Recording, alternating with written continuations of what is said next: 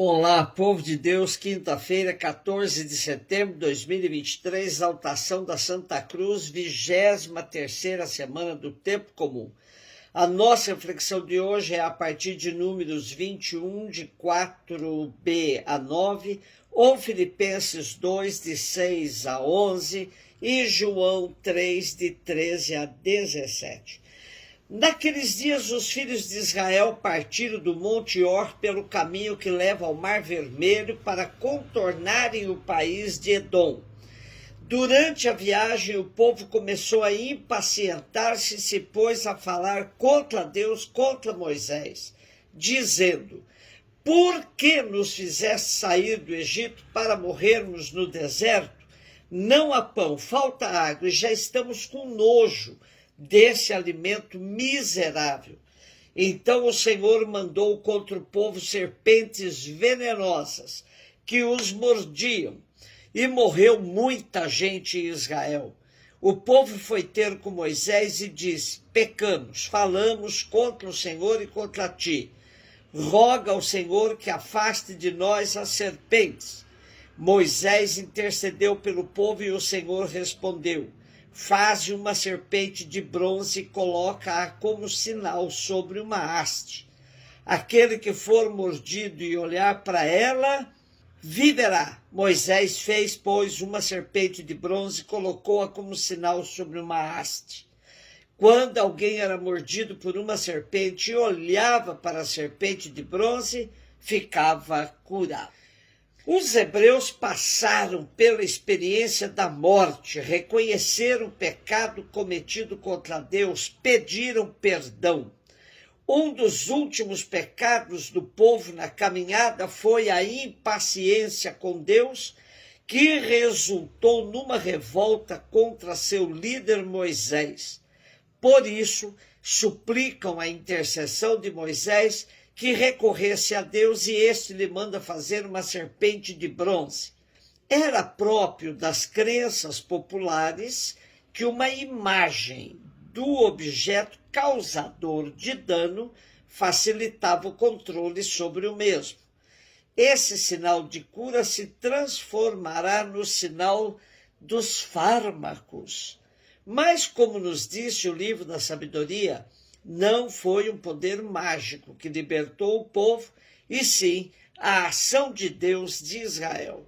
E no segundo livro dos Reis, capítulo 18, versículo 4, temos o despedaçamento dessa serpente de bronze por meio do rei Ezequias, para evitar que a veneração por essa serpente, como acontecia nos cultos de fertilidade, se tornasse um costume idolátrico. Filipenses 2, de 6 a 11. Jesus Cristo, existindo em condição divina, não fez do ser igual a Deus uma usurpação, mas ele esvaziou-se a si mesmo, assumindo a condição de escravo e tornando-se igual aos homens. Encontrado com aspecto humano, humilhou-se a si mesmo, fazendo-se obediente até a morte e morte de cruz. Por isso, Deus o exaltou acima de tudo e lhe deu o nome que está acima de todo nome. Assim, ao nome de Jesus, todo joelho se dobre no céu, na terra e abaixo da terra, e toda língua proclame: Jesus Cristo é o Senhor, para a glória de Deus Pai. Temos como leitura optativa hoje um trecho da carta de Paulo aos Filipenses, onde Jesus é apresentado como aquele que se despojou absolutamente até da sua divindade, para ser solidário com a carne humana. Assim vemos escrito: Jesus Cristo, existindo em condição divina, não se apegou ao ser igual a Deus, mas despojou-se, assumindo a forma de escravo e tornando-se semelhante ao ser humano. E, encontrado em aspecto humano, humilhou-se, fazendo-se obediente até a morte, morte de cruz. Desta forma, não há verdadeira espiritualidade cristã sem a cruz.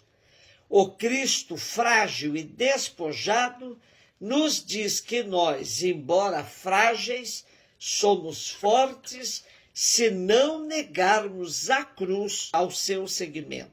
Em Jesus entendemos que redentora é a cruz e não o ufanismo, a grandiosidade, os espetáculos. Por isso, a cruz sempre foi motivo de escândalo para os de fé mágica, para os que continuam adorando a serpente de bronze e não deram conta de substituí-la pela cruz de nosso Senhor Jesus Cristo. João 3, 13 e 17. Disse Jesus a Nicodemos: ninguém subiu ao céu a não ser aquele que desceu do céu, o Filho do Homem. Do mesmo modo como Moisés levantou a serpente no deserto, assim é necessário que o Filho do Homem seja levantado, para que todos os que nele crerem tenham a vida eterna. Pois Deus amou tanto o mundo que deu seu Filho unigênito, para que não morra todo o que nele crer, mas tenha a vida eterna. De fato, Deus não enviou seu Filho ao mundo para condenar o mundo, mas para que o mundo seja salvo por ele. No quarto evangelho, temos a leitura deste símbolo da serpente equiparado ao mistério da cruz. Assim como Moisés ergueu a serpente no deserto, assim também é necessário que o Filho do Homem seja erguido ao alto, ao fim de que todo que nele crê tenha a vida eterna. O capítulo 3 de João apresenta o longo discurso de Jesus a Nicodemos, a quem faz a proposta radical de nascer de novo.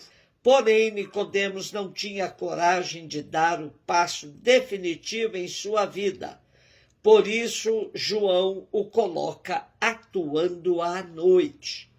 Também Jesus se apresentou a Nicodemos como a luz que veio ao mundo e que os homens preferiram as trevas. E ainda mais, todo que pratica o mal odeia a luz e não se aproxima da luz, para que suas ações não sejam denunciadas.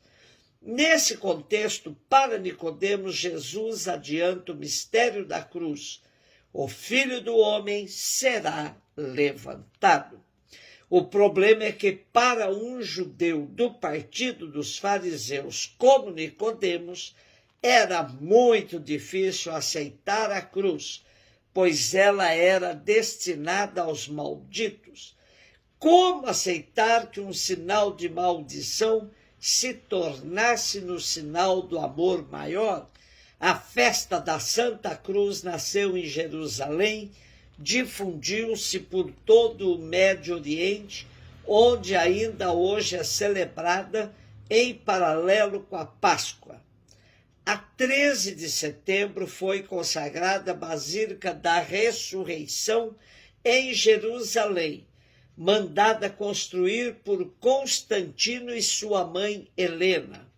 No dia seguinte foi explicado ao povo o significado profundo da Igreja, mostrando-lhe o que restava da cruz do Salvador. No século VI, esta festa em honra da Santa Cruz já era conhecida em Roma, e em meados do século VII começou a ser celebrada no dia 14 de setembro, quando se expunha à veneração dos fiéis as relíquias da Santa Cruz. Porém, precisamos resgatar o sentido da cruz numa sociedade que foge dela. Sobretudo, tenta escapar da cruz da solidariedade com tantos crucificados da história.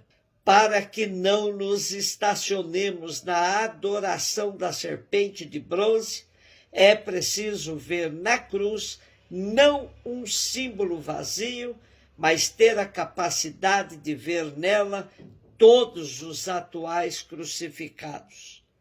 Desceram Jesus da cruz, mas ela não está vazia, pois os sistemas políticos e econômicos, com seus inúmeros aliados, insistem em continuar crucificando os pobres, os pequeninos e descartáveis. Por isso, no dia da exaltação da Santa Cruz, precisamos assumir o compromisso de descer dela todos os pobres e ver nela o sinal do amor maior que Jesus nos deixou. Um beijo no seu coração.